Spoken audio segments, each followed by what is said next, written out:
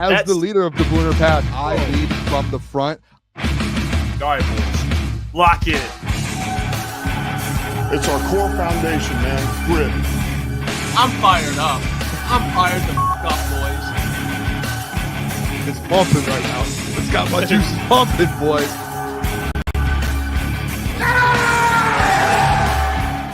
All right, we are live. Booner and Lucas are handling the Kool-Aid chug. I am here. It's the postgame. Detroit Lions, San Francisco 49ers postgame reaction show live. We got Gentry over here. What the hell just happened? The Detroit Lions beat the San Francisco 49ers 40-34 in a shootout. I don't even think there was a punt in the game. I don't think there was a punt in the game. I have to double check that, but I don't believe so. What a game. Defensively, the Lions, you gave up 400 yards passing. Okay. Yeah, you gave up almost 500 total yards. But the offense for the Lions, 431, their total yards. So they matched them. They were good in the red zone after Dan Campbell talked about it. 3 of 4 on the day. Obviously, the 49ers 5 of 5 in the red zone. That's although, guys, the game didn't mean anything.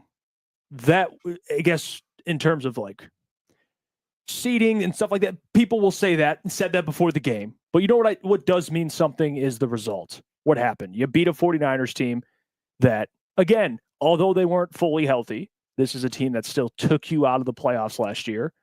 And you get revenge in San Francisco with a lot of Lions fans there on Monday Night Football. Kirby Joseph, 2 interceptions. It was incredible.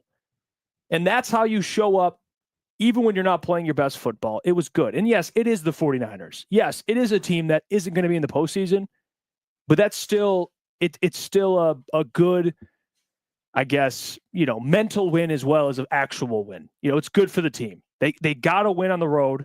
And now you go into Minnesota, with a win. So that's what's important. It's great. And now next week is for all the Marbles. Marbles. I don't know why I just said that. All the marbles next week, which is going to be a hell of a game. And I will say this now. The Vikings are probably going to put up 400 yards on you. It's going to happen. But you're going to need your offense to do what they've been doing. And that's what worries me, if I'm being honest with you guys. That's what my concern is. You essentially need this offense to be what they are now continuously through the playoffs. And can they do it? We'll see. I'll tell you one thing. The 49ers aren't going to be an opponent you face. So next week is going to be the ultimate test. One of the best teams in the NFL, definitely record-wise, but a team that's winning games and a team that's competing with you to get the number 1 seed. Corey Hall says 5 games of 40 or more, NFL record. Yeah, that, again, the offense, they've been this amazing, explosive offense. But last year they were that. Okay, we got to see this defense next week. All the marbles on the line next game, Jeff. Schiff butchering that. But it's true. Next week is going to be a one hell of a test. Because today, when you look at what the defensive line did, they only got to Brock Purdy. They sacked him 2 times. It was late in the game. And for a lot of the time, it was a little worrying there. Hit a career high in passing yards. But your offense just scored more points than him, Klotzy.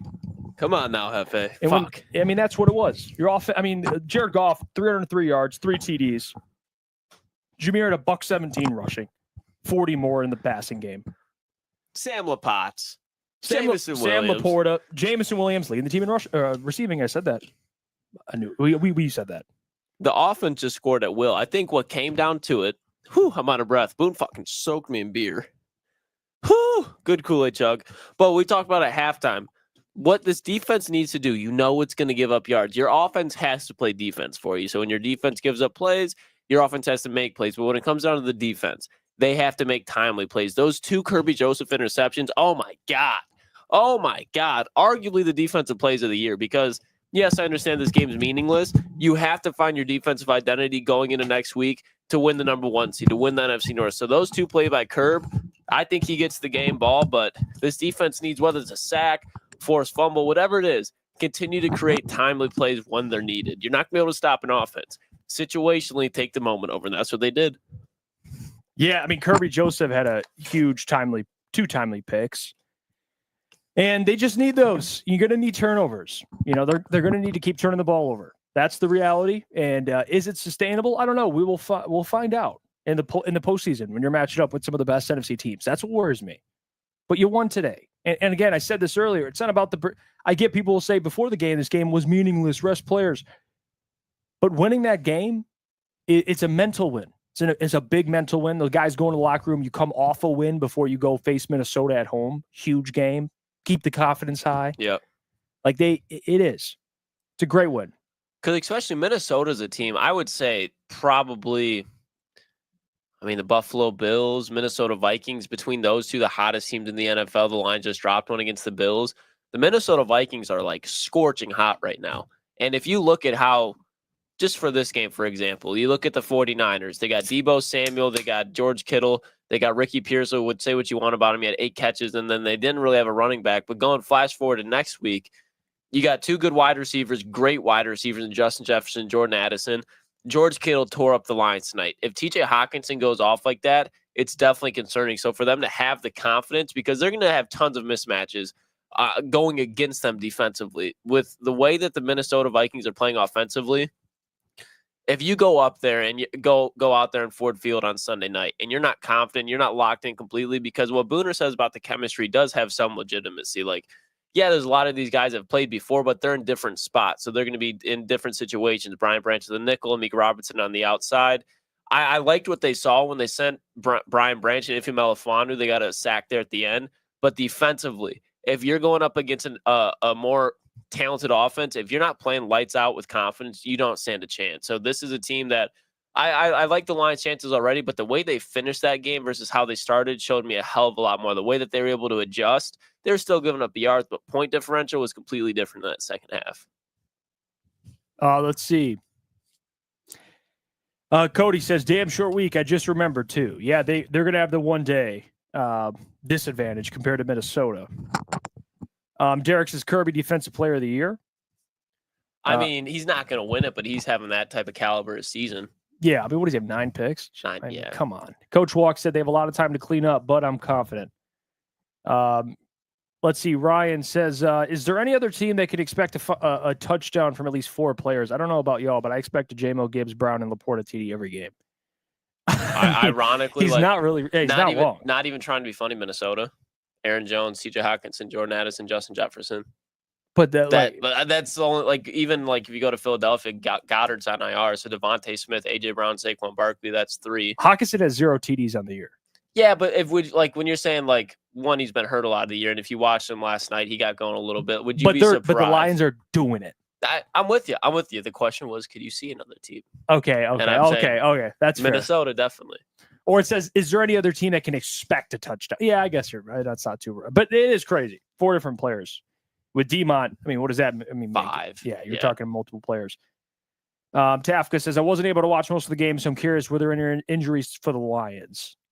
I honestly think they walked out of there pretty scratch-free as far as injury goes. From Jameer had something going with his a face. Cut. Yeah. But outside of that, I don't remember seeing anybody on the offensive line going down. You saw Amon-Ra kind of for a little bit hold his knee, but then he literally was in the next play, had 2 straight catches. I didn't see any injury concerns coming from Detroit, honestly, not at all. So that's definitely a good sign. Nobody left the game. You know what's crazy. I just let me see. I just looked. Okay, the Lions are still undefeated on the road. Yeah, it's crazy. What was the conversation we had? Only 2 losses are at home. At Ford Field, you'd expect them to be undefeated. And it's crazy to think, but it's do you have more confidence with the Detroit Lions going on the road? Because I feel like they almost apply pressure to themselves a little bit more. You know what I mean? They're we know that we're the underdog here, or at least an underdog compared to what we would be in Detroit. So I feel like they lock in a little bit more on the road. At home, that's where I feel like we see kind of these lulls a little bit. I'm not saying they're comfortable in Ford Field, but when you're at home a little bit, the pressure's not as high, especially when you're favorited, and they'll come out wins most of the time. But on the road, that's why I never was ooh, you got to go into Philadelphia, Goff and bad weather. Defensively, I see the concerns, but as far as the weather, on the road. That really never played a factor because of his bad weather that Jared Goff's got to play in. Jalen Hurts does as well. And the whole thing was like, oh, well, he can stop the run.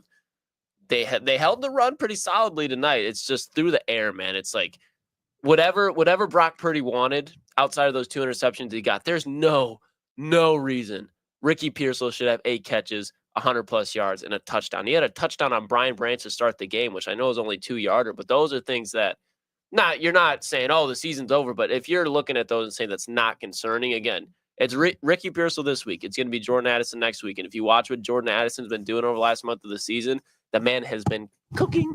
And if you look at Justin Jefferson's stats for his matchups against the Lions, I'm pretty sure he has over 1,000 yards, and I want to say like 10 games. Like, he always goes off against the Lions. So they're going to have their hands full. It just comes down to making those timely plays like Kirby did this week.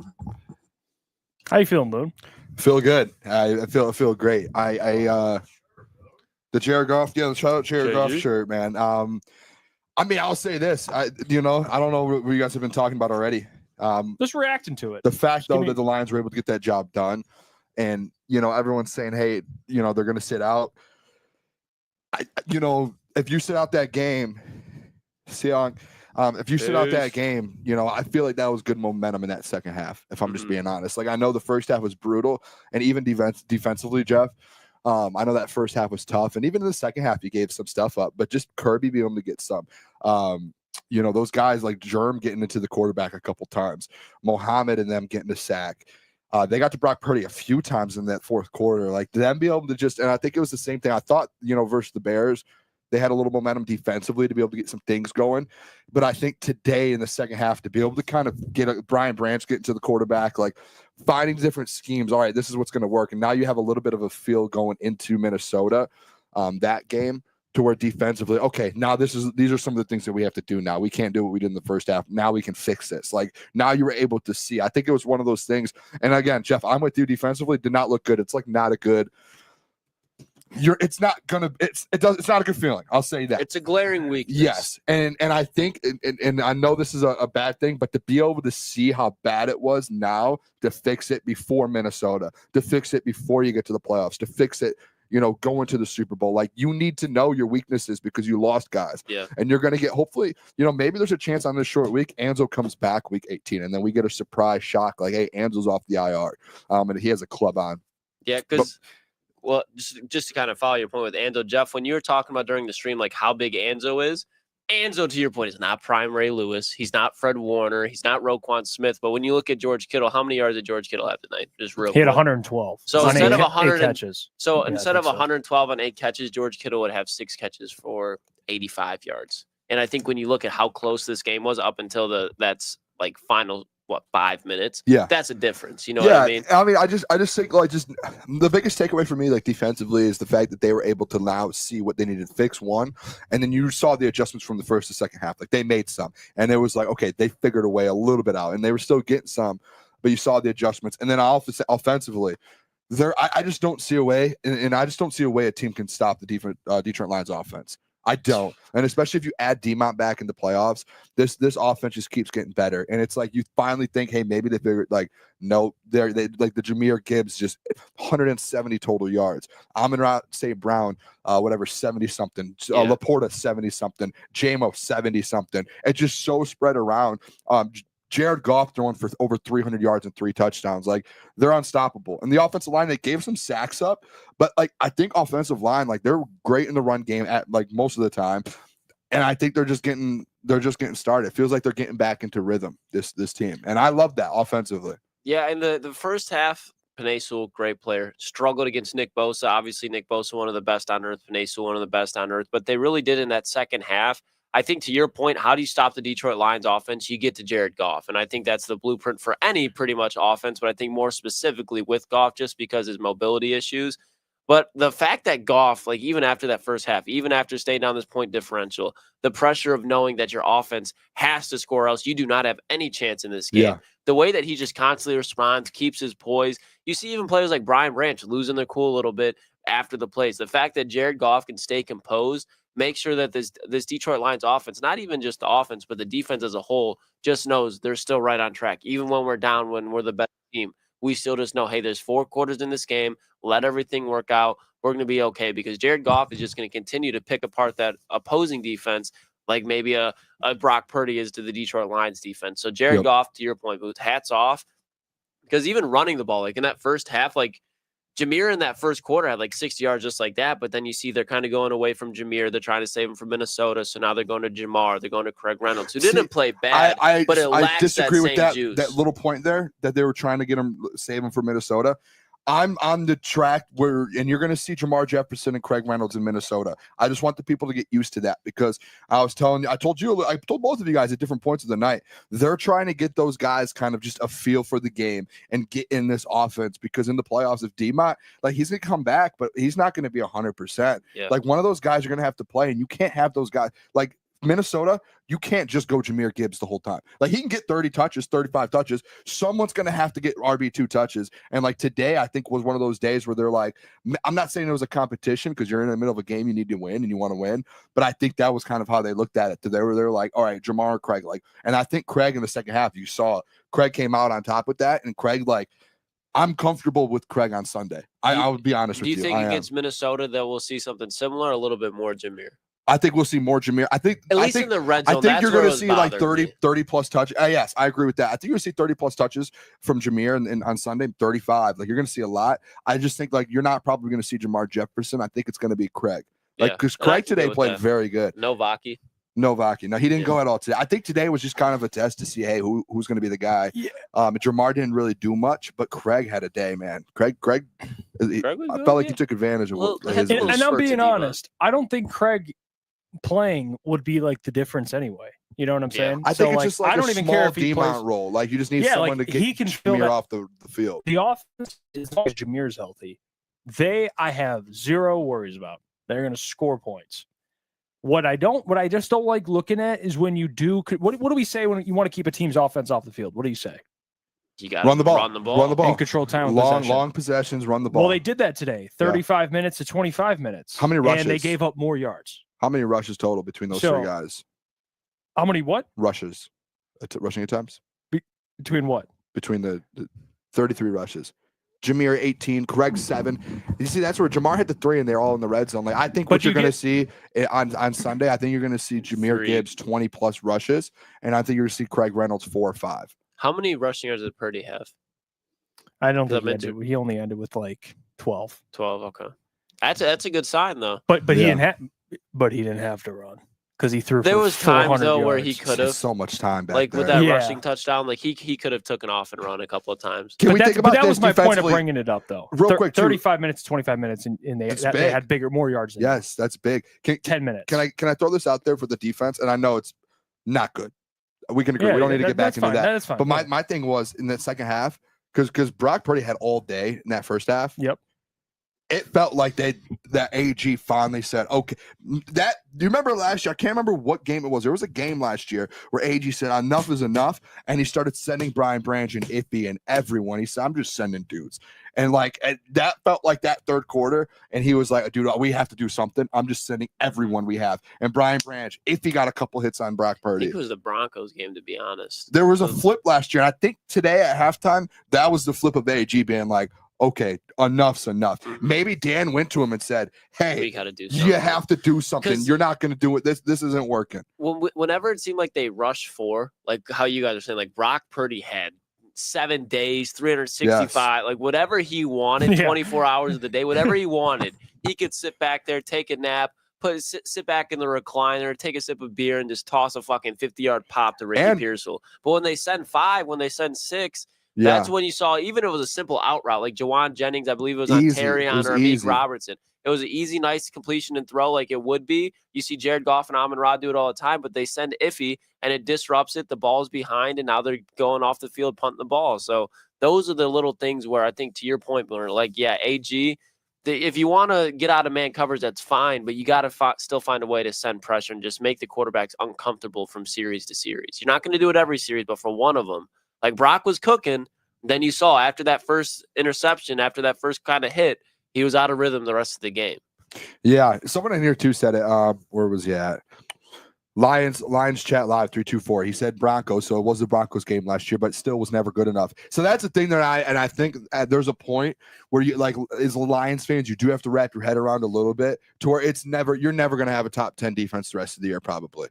You won't have a top 15. Right? You're not going to. So it's like, okay, how can we limit the defense? Like, how can we just find a couple stops here and there? And I think that's what it comes down to. Like we saw in the second half, how did they pull away and get the lead back? They had the 2 turnovers. They had the 2 turnovers, the Kirby turnovers, and the sacks. And that like changed the game. And like you're going to have to find a way to do that at certain points of a game through the playoffs to kind of go win a Super Bowl.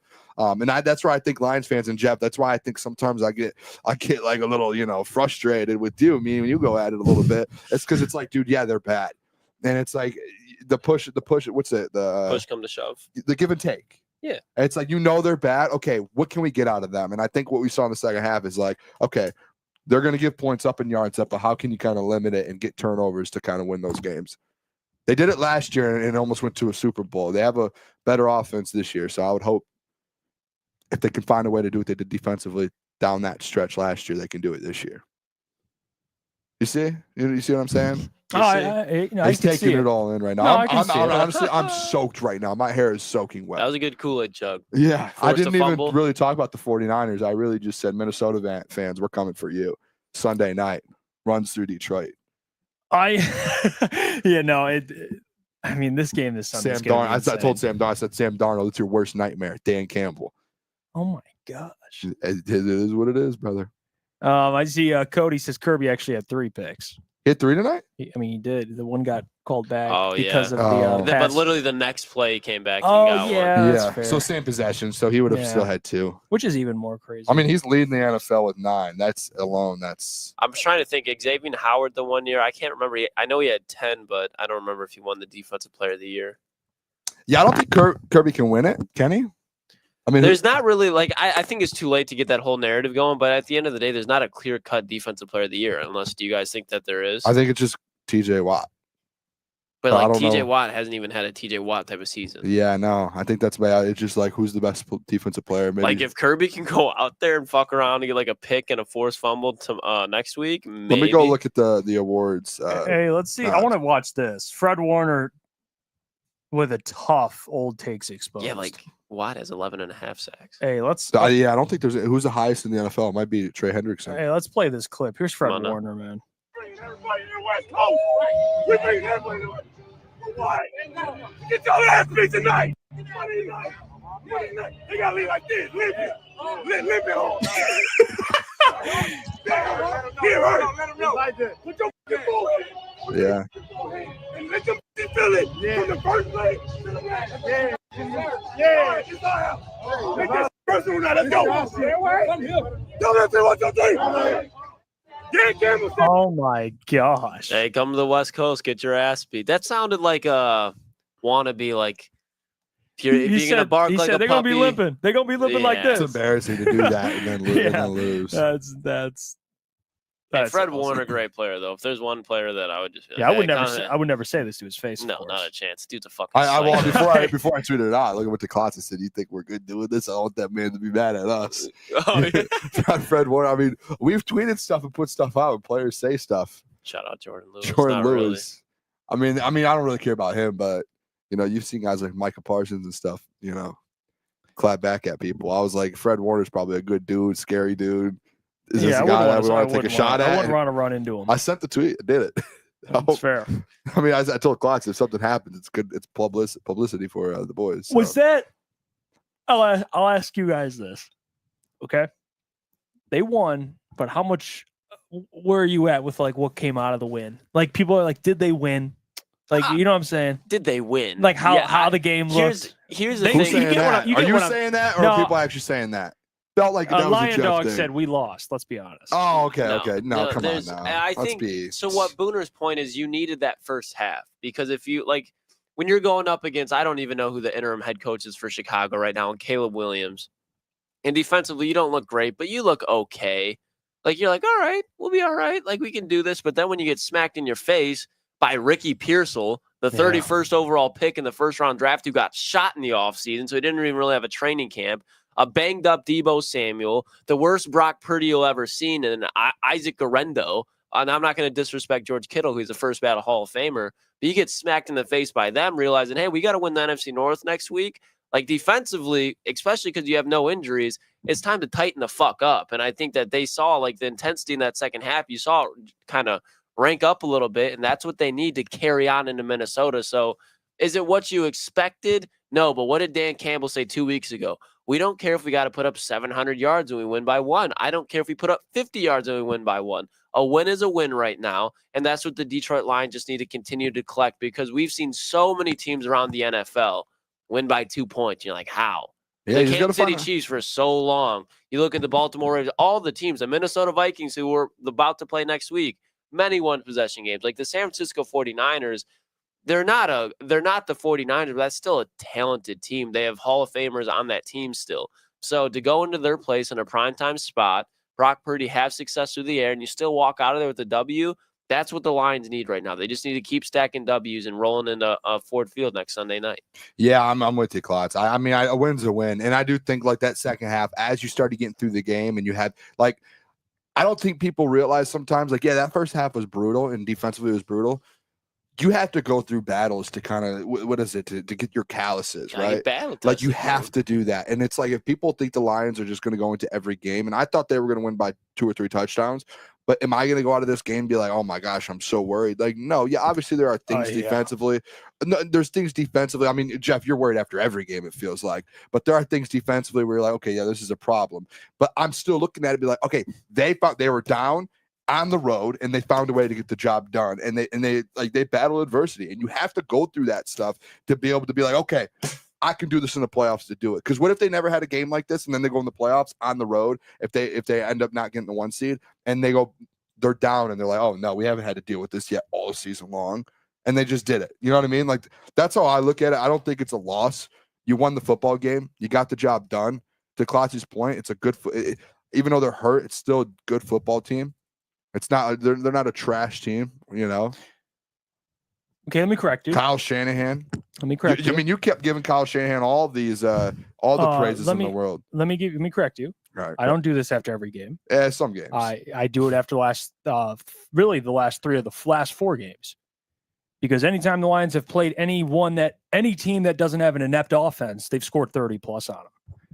So it's like, am I crazy for thinking that? I you know think what I'm saying? Because at that point, if you're scoring 30 plus points, do I have an argument? It's not bend, don't break. So it's Jeff, bend and break. I think that is actually what it is. The concern of the defense is yes, but as a team as a whole, winning football games, getting the job done, I think there is a point to where it's like they keep doing it.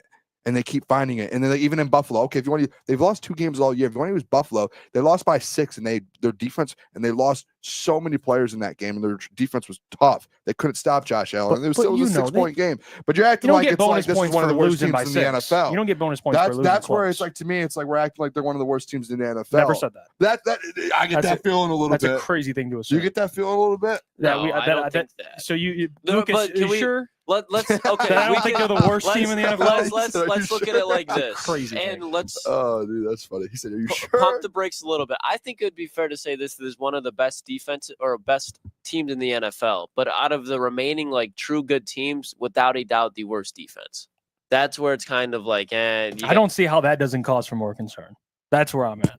Like when you look at the Eagles, saying that out loud. When you look at the one team that I'm like, but I don't even consider contenders is maybe like the Buccaneers defense. If you watch them recently, like they're terrible, but it's like, do you really think the Buccaneers are contenders? Like I understand they beat the Lions, but to get to the Super Bowl, I think you'd have a lot more faith in Detroit than the Buccaneers. They're not in the same class. So like, yeah. I don't know. I get what you're saying. I think that the Lions. That's where I'm at. That's where I'm at. I just think. Sorry to interrupt you, but I think I'm more concerned over a team that is so explosive offensively, and it's been a treat to watch. But when you give up 30 plus points to anyone that has a good win. Okay, but Booner, it's not about if they win. Obviously, that's all it's about. It's just winning the game. So if we go to the Super Bowl and you give up 30 points every single game through the playoff run and they win because they're scoring 40 plus, do you like your chances doing that? I don't know. Is this a legit Super Bowl because they gave up 30 points for every game? You're not making sense, my guy. You're not really making sense. He's Let me pulling explain up some. my guy. That's when you know he's getting a Let little me explain frustrated. something to you. It's I'm not about cooking you. over It's here. you're bringing up. Well, they win.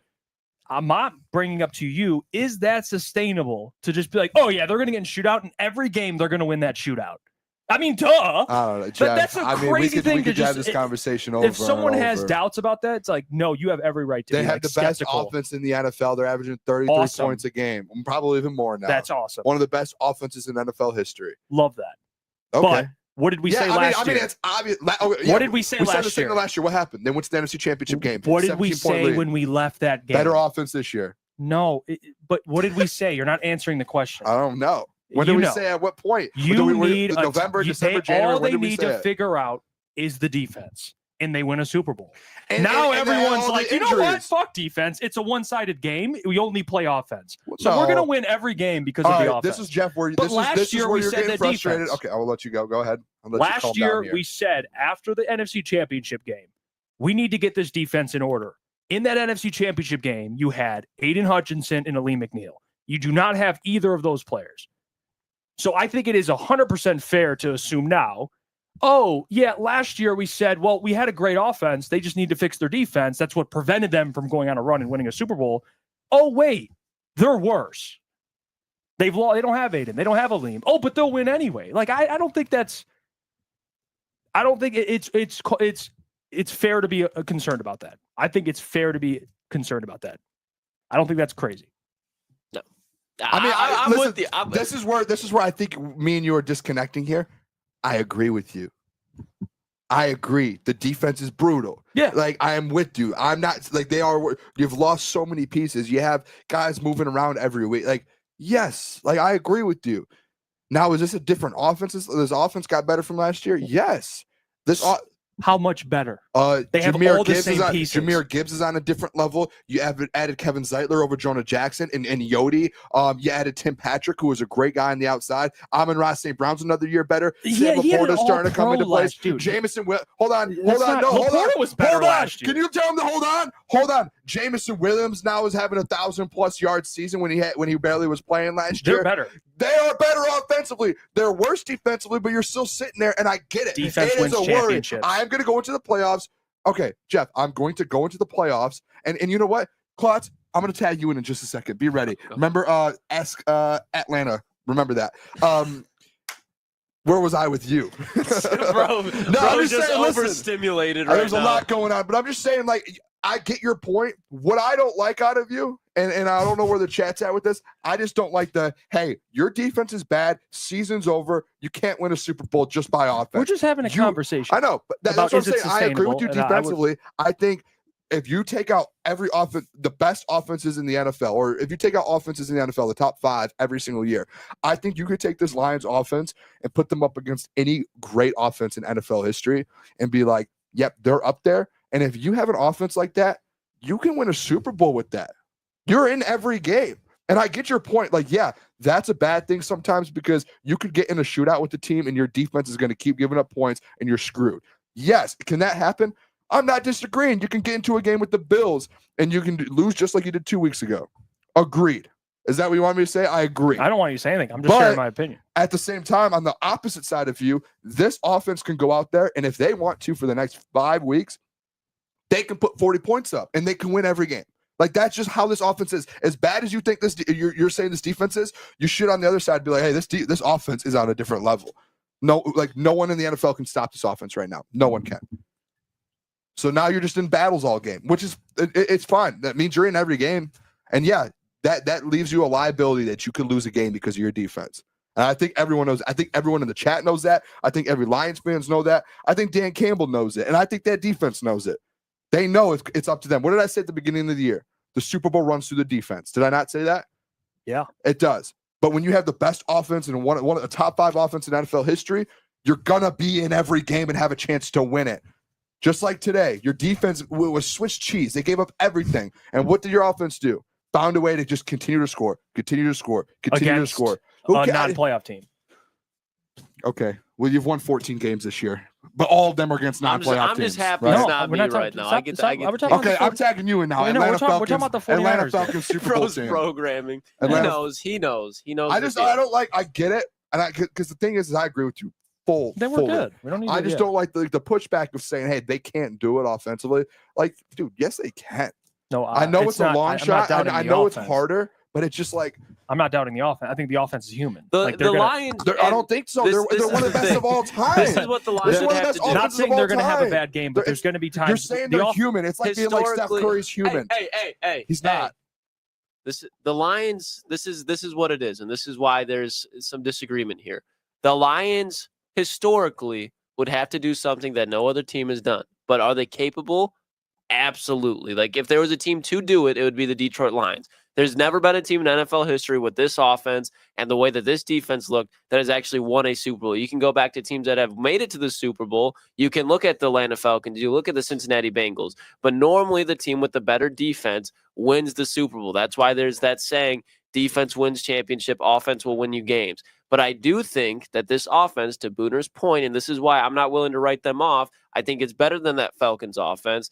This offense is a top 5 offense in NFL history, in my opinion. You can say, well, it's a slappy take. If you look at the offensive line, number 1 in the NFL, you have Jamison Williams and Amon-Ra. Both those guys are going to clear 1,000. And you have a top 3 running back. You have a top 5 tight end. This offense is elite, especially with Ben Johnson and Jared Goff. So if there's a team that were to do it, it'd be the Detroit Lions. But has a team ever done it before with this defensive personnel? Absolutely not. Because you're going to play Josh Allen, Patrick Mahomes, Lamar Jackson. The offense is going to have to be able to play at a level that's never been seen before. But again, how are you stopping this offense? You can't. The only way is to pressure Jared Goff. And I think even just his mobility inside the pocket has improved. So there is a chance. But I think the middle ground is just, it's never been done before. It hasn't. Yeah.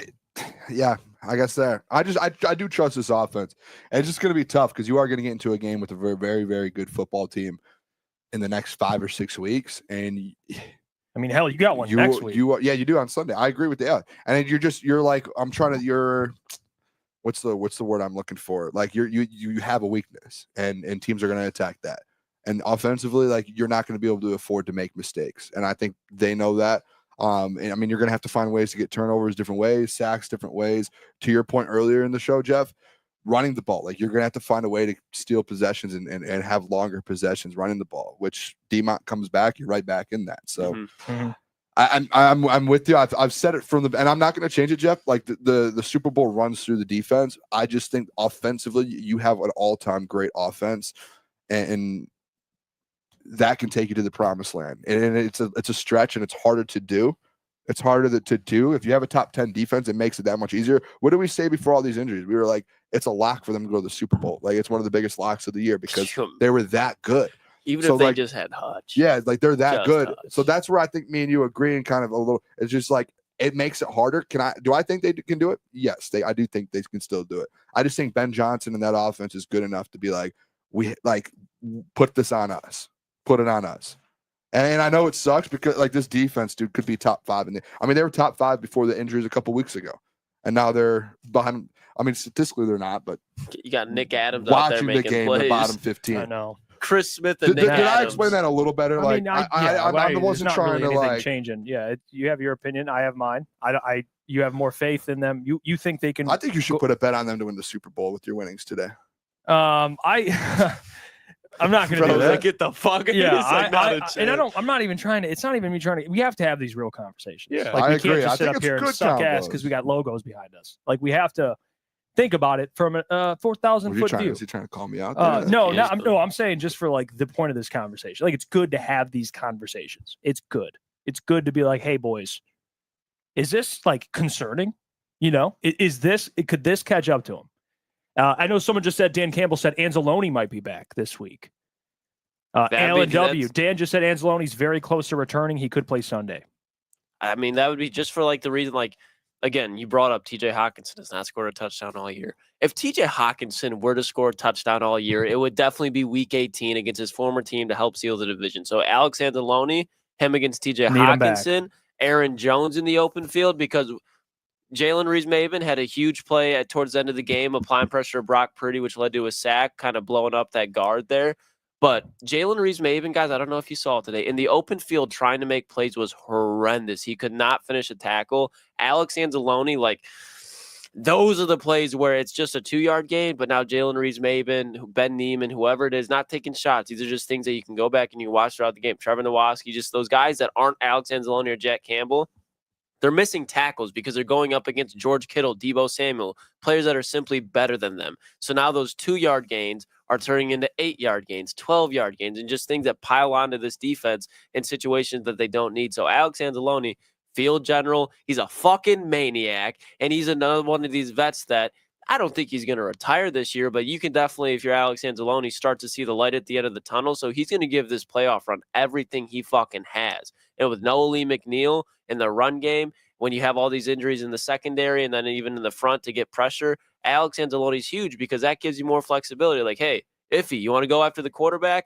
We feel better about it now because we have Alex Anzalone in coverage instead of Germ. Because even guys, he's had a good season, but Jack Campbell today was getting cooked in pass coverage. A lot of it was in zone, but still, that's something at this point you wanted to see Jack not turn into a strength necessarily, but improve a little bit, especially against the guys like George Kittle, because that's why you draft a linebacker in the first round when he has coverage skills. It's to stop guys like George Kittle, at least limit him a little bit. Alex, through his pass, has shown he can do that from time to time. So against TJ Hawkinson, Aaron Jones, like we were just talking about, Alex Anzalone would be huge. Let's play this clip from Dan Campbell. Let's hear from that What coach. you're in it for, man. I mean, this is ultimately this is it. I mean, you couldn't write a better scenario. Like, you couldn't come up with this. The fact that both teams are sitting at 14-2, and it's for the division and the 1 seed. It just doesn't get any better than this. Like, this is fairy tale stuff. And so, I mean, it speaks for itself. Our guys are excited. I told you the hardest thing was not to overlook what we were getting ready to do today. And now that it's here, you know, you spend the next, 6 hours on the plane. Like, this is great, man. This is, it's as good as it gets. And can I say this? And so we're looking forward to this.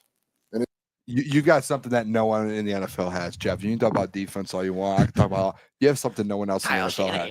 You have Dan Campbell. Yeah. You have Dan Campbell. And you know what? And I'll say it. You could do anything with Dan Campbell as your head coach. You could have the worst team in the NFL. Look what he has done the last 3 or 4 years. He has had the worst team in the NFL. Dude, this guy is unbelievable. Like, throw him in a game with anyone with this team, and I'm sitting there and like they'll play any team in the NFL. They're not going to be more than 2-point dogs. They won't. Yeah, they won't. Like, Dan Campbell, and I know it's crazy to think because he's not playing, and you have to. But like, if you're being like Dan Campbell's your head coach, you have a chance to win every football game. Do you think Every game? Winner of Minnesota, Detroit obviously won the division, but do you think that coach wins Coach of the Year? Yes, I have seen some people say Dan Campbell no matter what. I think Jim's in there too, man. I think it comes down to what I Jim just think Harbaugh. the two teams that are probably going to be the most wins in the NFL. I mean, you're playing for the 15-2. division. I think whoever wins this game, they're automatically. I think Jim has not a good case to win. It's like it. the Brian Daboll I think thing. Jim's going to be a finalist because of what he did. Like, first year there, only 10 wins. Team. With that 10 wins is good with that team. But if you look at it, dude, a 15-win team, and you're talking about a 15-win team when you have another 14-win team in your division. Those are the three. And top two are probably next weekend to decide. So I do think it'll be 1-2 Kevin O'Connell or Dan Campbell, and then the last one will be with Jim Harbaugh. He's done a great job too, by the way. Jay Hart says defense does win championships. However, this offense will get you to the championship. Damn it. Defenses will make timely stops. That's, I think, what Jay Hart said there, that at the end of it, the timely stops, like tonight, when you needed stops, when you needed to kind of take over the game and win the game in crunch time, no pun intended. I think that was like last year in games in the playoffs, like with Stafford, like the end of the game there. Like, there was just times where the defense, like, they were bad all game, and then boom, when you needed it, bang, they did it. Up. And I think today that was part of what we saw a little bit, to where you're kind of back at that, where you're looking at it and you're like, okay, crunch time. They stepped up. Yeah, no pun intended. They stepped up, and hopefully, in Minnesota, we see the same thing. Like, I don't care how many yards they give up. When you remember Nick Mullins threw for 550 last year versus us. Guess what? Crunch time. No pun intended. They stepped up. Got that pick. Yeah. So like, I just think there's that kind of sense to it. So let's play this clip. Dan talking about Jared Goff and the day he had. Let's take a listen. Like, man, Goff played lights out today, and he's been playing like this, and just I feel like he took another step up. which is hard to believe, with where he's been playing, because it is such a high level. So that, and then our playmakers showed up, man. They made plays for us. The O-line protected well, and usually that means you're gonna have success. Like, man, Goff played lights out today. I mean, there you go. Dan Campbell on Jared Goff. Yeah, Jared balled today, man. I mean, there's nothing else to really say. I wonder what it's like Kyle Shanahan, like just the evolution of watching Jared Goff. Like you were there when the Rams traded him away. The dude couldn't complete a pass to save his life. And now you got Brock Purdy. You have multiple Super Bowl runs where you were just that close away from not winning it. And now you're watching Brock Purdy. You don't know if you're going to sign him. I mean, we saw John Lynch stressing out in the booth. I promise you that is the reason why, because he's deciding whether or not he has to re-sign Brock Purdy or not. And now you're watching Jared Goff cut you up for 300 yards. And now you're seeing the decline of the 49ers as far as the NFC contenders and the rise of the Lions led by Jared Goff of all people. Like, I bet Kyle Shanahan is just on that sideline just shook. Yeah, you watched a man that looked just a shell of what he thought he was, and then he comes to Detroit. Now he's even better. Burning Issues says audio is on point, fellas. Just to let you know, appreciate that.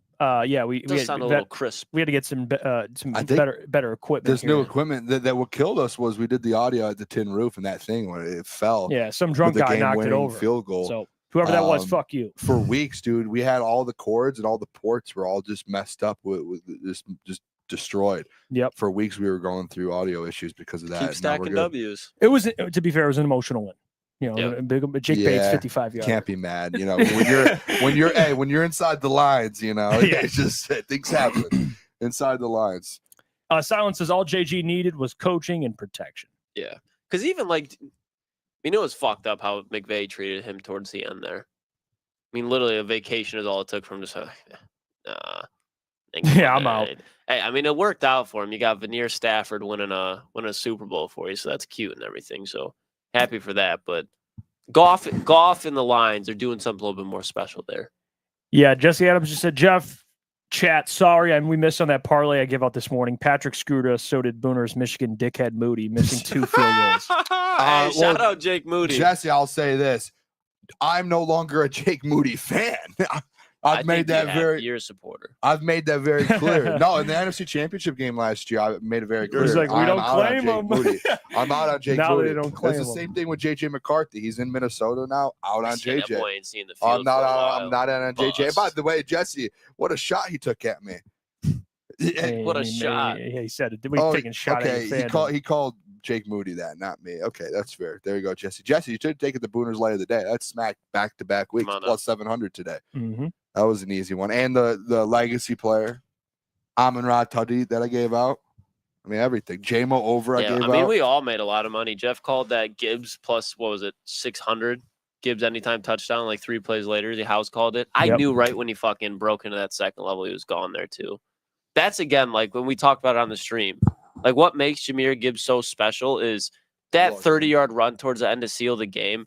Saquon Barkley and probably Devon A-Chain are the only running backs that can make that play. Joe Mixon, Josh Jacobs, even Derrick Henry at this point. Derrick Henry in his prime could. But as far as just the burst that Jahmyr Gibbs brings, that's another one of those elements that's like, yeah, the defense is terrible. But when you have weapons like Jameson Williams and Jahmyr Gibbs that can get you down the field in practically 3 plays, and they can do it every time, because not only do you have to worry about them, you got to worry about Sam Laporte. You got to worry about Amon-Ra St. Brown. They just have athletes and football players on this team that are simply different. You heard Troy Aikman and Joe Buck. After Amon-Ra banged up his knee, he just got right back in the game, and he's probably they said he's probably the most least diva wide receiver in the NFL, and that's just something you don't find. So when you just have a combination of this skill set with the mindset that all these players have on the Detroit Lions, it's something special, and that's why I do have light when Booner's like, this team's a little bit different. And you can see that this team, when you just watch the NFL, it's almost like teams are trying to copy what the Lions have right now, whether it's going for it on 4th down, whether it's running the ball a little bit more, whether it's being a little bit more advantageous with the deep shot and trick plays. Like, you can see this Lions team all the way to taking Penei Sewell with their first pick has truly kind of transformed the way that teams are starting to rebuild and just the whole philosophy of winning football games. And I mean, Robert Griffin III, which you know what? I don't know if you like him or not. I like Robert Griffin III. I think he has he does say some crazy things, but he does also have a good points. He tweeted out, he said they're a mother fudger to deal with on offense. 300-yard passer, 100-yard rusher, 3 pass catchers with 5 or more catches and a touchdown each. They have speed out of the backfield, up the seam, on the outside. And he said with Jared Goff playing the way he is, they can literally beat anyone. And that's where it's like, I think there's a difference when you're like, I know how bad everything out, like the defense, and you're going through it. And this is a year too. And let me just be honest, the NFL, there's not like a team that's like the Lions were that team before all the injuries. There's not like a team where you're looking at and you're like, that's the clear favorite. Like the Chiefs are a little down this year. Like the 49ers are out of it. The Eagles are, they're the Eagles. Like they're Jalen not Hurts hurt yeah, right now. and like the Cowboys out of it. The Bills, they're just the Bills. Their defense is like the Lions. It's not that great. Like they get stopped, but they're not that great. They couldn't stop the Lions. Like there's no team right now that you're like, that's the Super Bowl winning team. Yeah. Like it is so wide open. And it's usually not like that. Usually you have a team or two where they're like, okay, those are going to be the 2 teams. A couple months ago, maybe you'd be like the Lions, Bills. Right now, you're sitting there and you're like, okay, who is it going to be? It could be the Ravens. It could be like the Texans out of nowhere. I don't know. Just like random. The Vikings. It's just anyone could go through the playoffs and make it. And you're like, I mean, even and that's where I think with the Lions, the way their offense is and what they can do, it's like they can beat anyone. Even with how bad the Packers played. Like, would you be surprised if the Packers win the NFC Championship? Absolutely not.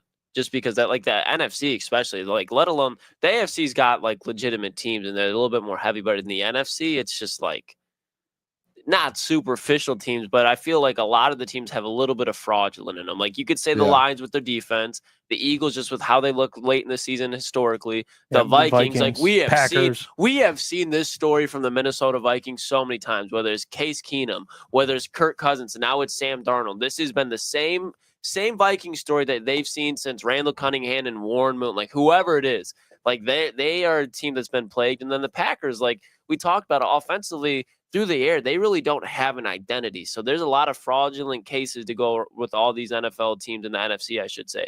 Tampa Bay Buccaneers, you got Baker Mayfield, Rams. There's a lot of holes on that roster. There's not a clear-cut team in the NFC, even more so than just the NFL.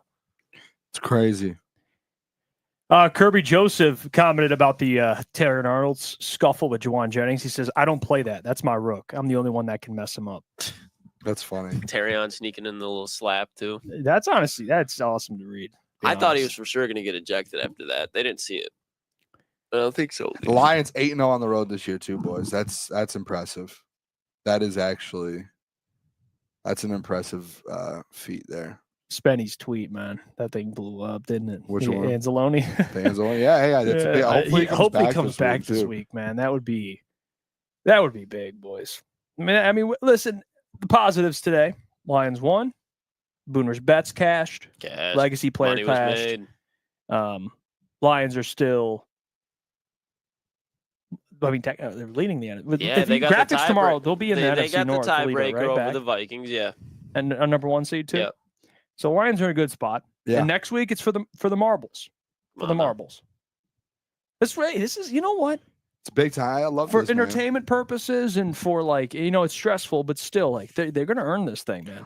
When I was driving today, I was thinking of the whole, I was in my head, you guys know me, listening to Jeezy and getting pumped up for the game in my car. And I'm thinking of the whole, job's not finished.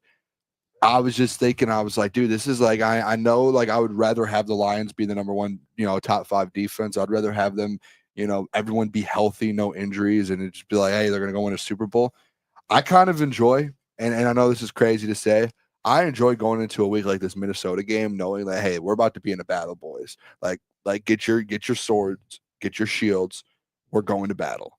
And then it's going to be like that for the playoffs. And it was like that last year. Remember, to win the North, that Christmas Eve game, dude. I will never forget that Christmas Eve game. Won the NFC North, that whole thing, dude. When you go through that, and it's like anything can happen in those games. And when you have the defense, if you had the defense this year, it would be like, oh, it's over. You're winning this game. You probably beat the Bills. So. I enjoy these battles, and maybe I'm crazy for that. I would rather obviously have them a locked-in Super Bowl, but on Sunday Night Football, man, versus the Vikings, to be able to go in and be like, all right, here we go, lock in. I'm pumped up for It's going to be a great one, man. And then in the playoffs, whether you win or lose on Sunday night, the Lions are 8-0 on the road. You're going on the playoffs 8-0 on the road, ready to go. You've shown you can win on the road. I was looking at it. If you get the 5th seed, you probably end up playing the Tampa Bay Buccaneers round 1, which you lost to. You know how we talk about trying to beat a team a second or third time. It's tough. So you're going on the road to Tampa. You can beat them. They're, obviously their offense is playing well, but they're out with no Chris Godwin. Then the following week, you're probably either playing the Rams, I think it is, or there's another team. It'd be the 5 seed. So probably Rams. It would be Rams or I think Packers. Packers. Maybe. It would be one of those teams, and then it would end up being Minnesota or something like that. I can't remember. I can't remember. I mean, think about it. You're gonna have to go on the road. These are the teams. If you get the 5th seed, these are the teams that you would have to play. You'd have to either play Tampa, Philly on the road at some point, maybe Minnesota again on the road. Yeah. The Rams on the road, the Packers on the road. Those are like the 5 teams most likely you would have to go on the road and beat. Shift God said Goff would be going back to LA. 5. Yeah, back to 3 of those 5, and you're so 8-0. You're 8-0 on the road right now. Klotzy, come on, Boone. I've been consistent with that Rams take. Hey, that match off. You know what you'd be doing? Boone's like, "Come on, Klotzy." Like, yeah. Stafford gets hurt. Start Yes. Send him into retirement. Puka just scares the hell out of me, bro. Yeah, it's the Lions are best team I've seen in franchise history. In my lifetime, in this franchise, while I was alive. I don't know. I can't speak for everyone. Yeah. But that was a great day. What time are we live tomorrow, by the way? What are you guys thinking? Well, I gotta come back, so I got work and I gotta shoot back up here. Yeah. We're not gonna be able to do 8 to 10 tomorrow. We'll come on, we'll collaborate. Come up with time. What do we think? I don't know. We've got to figure something out for the people here. We've got 165 right now. I'd say probably early afternoon would be best. Okay. We'll announce the time. Wait, 1 to 3. Yeah, look for us tomorrow. We'll be live. Stay active on. You know what you can do? Turn the notification bell on. You get alerted. Yeah, come on now. That's what you got to do. Turn it on. You'll get alerted when we live. Motor City Street Scene says Jeff Boone Klotz. Have a good one, fellas. Appreciate you all, man. Love you guys. Tuning in today. It was a great show. Great, game day programming. Come on now. We'll catch you guys tomorrow. Get your merchandise. I got Run the Ball on. Fuck the Packers. The Klotzy's got it on. We'll catch you guys tomorrow. Until then, peace. Peace.